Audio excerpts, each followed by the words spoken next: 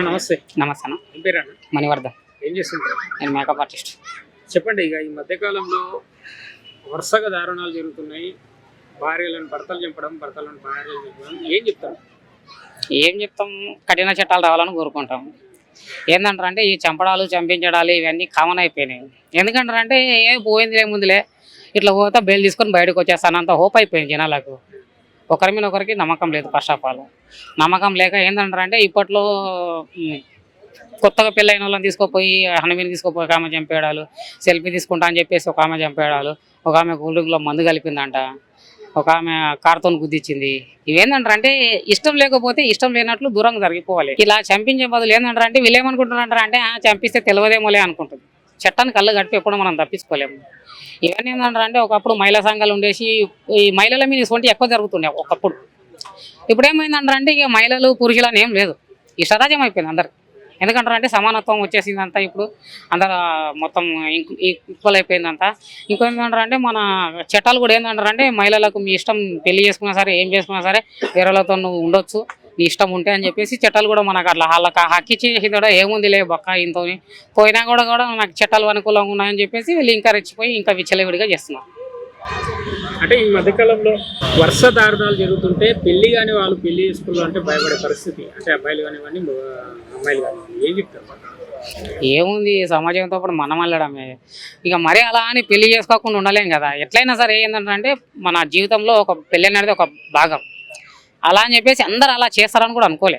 కాకపోతే ఎవరైనా నమ్మేటట్లు కూడా లేదు, అలా చేయరని కూడా లేదు. దీనికి మనం ఏంటంటారంటే ఇక మనం వాళ్ళ దాన్ని బట్టేసి మనం ఏదైనా ముందు జాగ్రత్త తీసుకోవడం తప్పితే కొంచెం అంతే పరిస్థితులు అంత దారుణంగా తయారైనాయి. ఇప్పుడు ప్రధానంగా ఏమై ఉండొచ్చు ఈ కారణాలకు? అంటే ఫ్రీడమా, ఎంజాయ్మెంటా, ఏం సోషల్ మీడియా అని చెప్పొచ్చు, ఫ్రీడమ్ అని చెప్పొచ్చు, ఎంజాయ్మెంట్ అని చెప్పొచ్చు. అక్కడ ఉన్న అనుకూలంగా ఉన్న పరిస్థితులు మన అక్కడ ఉన్న పరిస్థితులు. ఇంకేంటంటారంటే అందరూ ఇప్పుడు ఏంటంటారంటే ఇప్పుడు చంపినలో ప్రతి ఒక్కరు అన్యూన్యంగా ఉన్నారని కూడా చెప్పలేము. వాళ్ళ ఇంట్లో ఏమున్నాయో లేకపోతే అబ్బాయి మీకు ఎందుకు నచ్చాడో ఇప్పుడు ఏంటంటారంటే అందరూ చూసేసి అందరు కామన్ అయిపోయింది. ఇది లవ్ అది అయిదా మొత్తం కామన్ అయిపోయింది. ఇదంతా ఇటువంటి అన్ని కామన్ అయిపోయింది. ఇంకేంటంటారంటే చట్టాలు కూడా చెప్పినాయి కదా, పోచమ్మ నీ ఇష్టము అని చెప్పినాయి. ఇంకా కూడా ఇంకెందుకు ఆగుతారు చెప్పండి, అబ్బాయి లాగారు అమ్మాయి లాగారు. అది అంటే అరేంజ్ మ్యారేజ్ చేసుకున్నా, ఇష్టపడి లవ్ మ్యారేజ్ చేసుకున్నా కొన్ని నెలలు కొన్ని సంవత్సరాలుగా ఈ విధంగా అవుతున్నాయి. అంటే వాళ్ళిద్దరి మధ్య ఆప్యాయత, అన్యోన్యమైన లేకపోవడమా, లేకపోతే ఉమ్మడి కుటుంబాలకు దూరం ఉండడమా, ఏం కారణం? ఒకప్పుడు అంటే ఉమ్మడి కుటుంబాలు ఉంటుండే, అందరు కలిసి కట్టుకుంటుండ్రి, ఎవరైనా సరే పెద్దవాళ్ళ మాట వినటోళ్ళు. ఇప్పుడు అంతా విడివిడిగా అయిపోయారు అందరూ. ఇప్పుడు ఏంటంటారంటే అంత సోషల్ మీడియా వచ్చేసింది, అంతా మనం ఏది కావాలన్నా సరే ఇప్పుడు అరచేతిలో ప్రపంచం చూసామన్నట్లు ఇప్పుడు మొత్తం ఫారెన్ కల్చర్ అంతా మన దగ్గరకు వచ్చేస్తుంది. ఇక్కడ ఏం కావాలన్నా సరే క్షణంలో తెలిసిపోతుంది మనకు. అలా చేసిందంట, ఇంకా అలా చేయకుండా ఎలా తప్పించుకోవాలి, కొత్త కొత్త మార్గాలు వెతుకుతున్నారు తప్పించుకోవడానికి. అలా జరుగుతున్నాయి సమాజం. అంటే పెళ్ళి అయిన తర్వాత కూడా భార్య భర్తలు ఇద్దరు ఏదో పని చేసుకుని బతికే వాళ్ళు ఉన్నారు. మేజర్గా భార్య ఇంట్లో ఉంటే భర్త పనికి వెళ్ళి ఉదయం వెళ్ళి సాయంత్రం రావడం, ఆ మధ్యలోనే ఆ గ్యాప్లోనే సోషల్ మీడియాలో మూడో వ్యక్తి పరిచయం ద్వారా కూడా ఈ దారుణాలు జరుగుతున్నాయి. మరి ఏం చెప్తారు? ఏంటంటారంటే తెలియనంతసేపు బాగానే ఉంటుంది, తెలుస్తలేదు కదా అనిపిస్తుంది. తెలిసిన తర్వాత ఏంటంటారంటే భయంతో కొంత ఉంటుంది. ఇంకేంటంటారంటే ఈయనతో ఎలానో లైఫ్ బాగాలేదు, వాడు ఇంకా ఏంటంటారంటే స్టార్టింగ్లో పరిచయం అయినప్పుడు వాడు కొంచెం అంతా బాగా చూసుకుంటాడు, కొంచెం ఆకర్షితురాలు అవుతుంది. ఈయన కూడా చెప్పింది రెస్పెక్ట్ ఇస్తుంటాడు, అవి చేస్తుంటాడు. ఆమె ఏమనుకుంటుంది ఇదే కరెక్ట్ ఏమో, ఇక్కడ అంత ఇదిగా లేదు అనిపిస్తుంది. ఆయన కూడా అంతే, ఇది కరెక్ట్ లేదు, ఏమైనా బాగుంది, కొంచెం చూడడానికి బాగుంది అది అనుకోవచ్చు. అమ్మాయి కూడా ఏంటంటారంటే ఈయనతో ఏం బోరింగ్ ఉన్నది, వాడైతే కొంచెం డబ్బులు ఉన్నాడు, కొంచెం కారు ఏదో ఉంది, కొంచెం లైఫ్ సెటిల్ అయిపోతుంది, వాడు కొంచెం ఇన్ఫ్లుయెన్స్ ఉంది అది అమ్మాయి అనుకోవచ్చు. ఏమైనా చెప్పొచ్చు ఇక కారణాలు అలా జరుగుతున్నాయి అంతే. మనం ఏంటంటారంటే ప్రత్యేకించి ఇదే కారణం అని ఏం చెప్పలేము. మనం ఏం చెప్పచ్చు దీనికి పరిష్కారం? ఏమైనా ప్రభుత్వాలు కానివ్వండి, చట్టాలు కానివ్వండి, లేకుంటే కొంత ఫేమ్ ఉన్న సెలబ్రిటీలు కానివ్వండి అవేర్నెస్ కల్పిస్తే బాగుంటుంది అంటారా? ఏం చేస్తారు? సెలబ్రిటీల దగ్గర మనం నేర్చుకోవాలనుకుంటే చాలా ఉన్నాయి. వాళ్ళు కూడా ఇప్పుడు ఎవరిని నమ్మేటట్లు లేదు. ఇప్పుడు సెలబ్రిటీలు అని ఏంటంటారంటే చట్టాలు ఒకటి గట్టిగా వచ్చినాయి అనుకో, నిజంగానే ఒక అమ్మాయి అయినా సరే అబ్బాయి అయినా సరే ఎవరైనా కారణం లేకుండా ఏదైనా సరే నిజంగా నీకు ఏదైనా వేరేలో మోజులో పడి ఇట్లా కారణం లేకుండా ఉంటే వాళ్ళకు తగిన శిక్షలు పడితే నెక్స్ట్ టైం కొంచెం ఏంటంటారంటే చేయడానికి కూడా భయపడాలి. ఇంకేంటంటారంటే ఫారెన్ కల్చర్ లాగా కొంచెం ఏంటంటారంటే కొంచెం బహిరంగంగా శిక్షలు కూడా వేయాలి. బహిరంగంగా చేస్తారంటే అప్పుడు మొత్తం చూస్తారు వాళ్ళు, అమ్మో ఇలా చేస్తారంట. ఎక్కడో ఏదో జరిగిందంట, మన దగ్గర ఏంటంటారంటే ఇప్పటికే పెండింగ్ కేసులే చాలా ఉన్నాయి, అవే తేలుతలేవు. ఇప్పుడు ఈమె అప్పుడు ముసలిగా అయిపోతుంది. ఈమె కేసు వచ్చేసి ఈమె శిక్ష పడేలోపు 10 సంవత్సరాలు 15 సంవత్సరాలు అంతలోపు ఈమె ముసలిగా అయిపోతుంది. ఆ పొరలోకి బెయిల్ వచ్చేటోళ్ళకి బెయిల్ వస్తుంటుంది, మళ్ళీ బయటకు వచ్చేటోళ్ళు తిరిగేటోళ్ళు తిరుగుతూనే ఉంటారు. ముందులే వాళ్ళు బయటకు వచ్చారు లేదు బయటకు వచ్చారని అంటారు. ఇప్పుడు చూడు విమానంలో ఆమె చూడండి, మన భారత చట్టాలు కూడా పోతున్నా కూడా వాళ్ళు అసలు ఒప్పుకోవట్లేదు.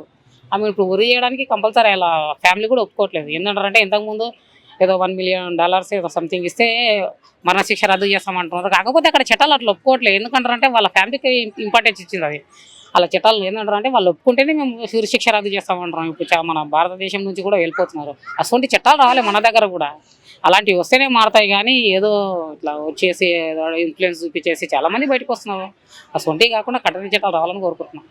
మీరు ఒక మర్డర్ చేసినప్పుడు, ఎవరినైనా చంపినప్పుడు, మొగుడే కాదు ఎవరినైనా చంపినా సరే శిక్ష మాత్రం చాలా కఠినంగా ఉంటుంది. అది తెలియట్లేదు వీళ్ళకి. సుఖపడిపోతాం జీవితాంతం, మగుడిని తీసేస్తే లవర్తో సుఖపడిపోతాం అనేది చాలా వెధవాలోచనలు చేస్తున్నారు వీళ్ళంతా. తప్పు. ఎందుకంటే ఎప్పుడైతే ఒక మనిషిని నువ్వు చంపావో ఆ రోజుతో నీ జీవితం కథం. బెయిల్ మీద వచ్చి 1 సంవత్సరం అటు ఇటు తిరగచ్చు, కానీ లైఫ్ పడిపోవడం గ్యారంటీ, కేసు కొట్టేయడం అంటూ జరగదు. ఏదో అనుకుంటున్నారు వీళ్ళు డబ్బులు ఖర్చు పెడితే కేసు పోతుందని. అంత ఈజీగా కేసు పోదు, లైఫ్ పడుతుంది. లైఫ్ పడితే ఈరోజు వయసులో ఉన్నటువంటి ఒక ఆడది వృద్ధాప్యంలో తిరిగి వస్తుంది. అప్పుడు నువ్వు ఎవరితోనూ కూడా సంతోషంగా ఉండలేవు. వాస్తవంగా అప్పుడు నీ శక్తి సామర్థ్యాలు కూడా సరిపోవు పిల్లల్ని కనాలన్నా. కాబట్టి వెర్రి ఆలోచనలు మాని మనుషుల్ని చంపకుండా ఉంటే, మీకు అక్రమ సంబంధాలు ఉంటే సక్రమంగా పెట్టుకోండి. కాదని అంటలా, నాకు ఈ వ్యక్తి ఇష్టం లేదని వెళ్ళిపోయి పెట్టుకోండి, తప్పే ఉంది. ఇప్పుడు మగవాడిని చంపేస్తే నీకు వచ్చేది నీ జీవితమే నాశనం అయిపోతుంది. కోర్టులు కూడా చాలా వెసులుబాటు ఇచ్చాయి. అంటే ఆ వెసులుబాటు వచ్చిన తర్వాత ఇలాంటివి జరుగుతున్నాయి. కోర్టులు ఏముంది, ఇష్టపూర్వకంగా ఒక ఆడ మగ కలిసి ఉండొచ్చు అని తీర్పిచ్చింది. మరి అలాంటప్పుడు ఇలాంటివి జరుగుతాయి.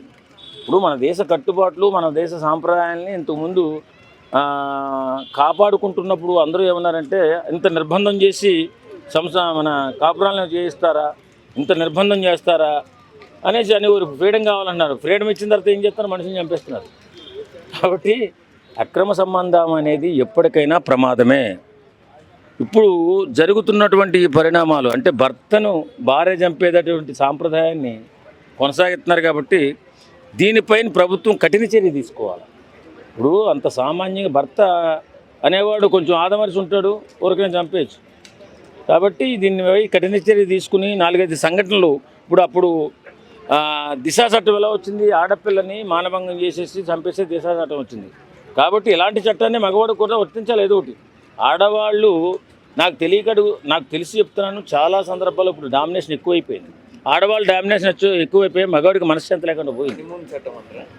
హనీమూన్ చట్టం అని కాదు, కానీ ఇప్పుడు మగాడికి మనశ్శాంతి లేకుండా పోవడానికి ఆడవారి డామినేషన్ ఎక్కువైపోయింది. నేను మగాడిని కాబట్టి నేను మాట్లాడచ్చో లేదో తెలియదు.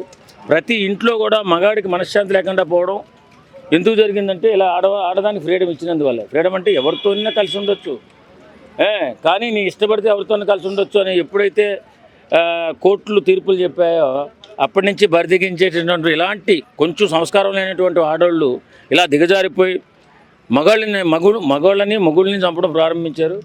ఇది త్వరలోనే అనంతకాలంలో తగ్గుతుంది. ఎందుకంటే కఠినమైన శిక్షలు వచ్చేస్తున్నాయండి.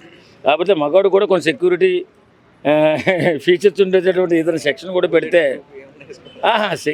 సెక్షన్లోనబ్బా, నేను ఒంటికేసుకునే షర్ట్లో చెప్పట్లా, సెక్షన్లో ఓ మంచి సెక్షన్ వచ్చి మగవాడికి కూడా ఏదైనా ఇబ్బంది లేకుండా ఉండే చట్టం వస్తే బాగుంటుంది. ఆ చట్టం చేసి పంపించిన తర్వాతే చాలా ఘోరాలు జరుగుతున్నాయి. వాస్తవంగా మొన్నటిదాకా అంటే ఈ 2-3 సంవత్సరాల్లో వచ్చింది ఆ చట్టం. ఏది, ఎవరితో అయినా కలిసి ఉండొచ్చు, అలాగే ఎవరితోనైనా కలిసి ఉండొచ్చు అనే చట్టం వచ్చిన తర్వాత ఈ అరాచకాలు ఎక్కువ జరుగుతున్నాయి. వాస్తవంగా అంటే కలిసి ఉంటే ఏంటి, అది కోర్టు కూడా ఇంకో వెసులుబాటు ఇచ్చింది. ఒకవేళ నీ భార్య ఎవరితోన్నా తిరుగుతుంటే నీకు విడాకులు కోరుకునే హక్కు కూడా ఉందని ఆ వెసులుబాటు ఇచ్చింది మరి కోర్టు. మరి అలాంటప్పుడు ఈ దుర్మార్గంగా భర్తలను చంపేటటువంటి స్త్రీలను కఠినంగా శిక్షించి, మగవాడికి కూడా సెక్షన్స్లో కొన్ని మార్పులు చేసి ఏదైనా మంచి సెక్షన్ పెట్టి ఆడవారి నుంచి కాపాడగలిగితే చాలా బాగుంటుంది.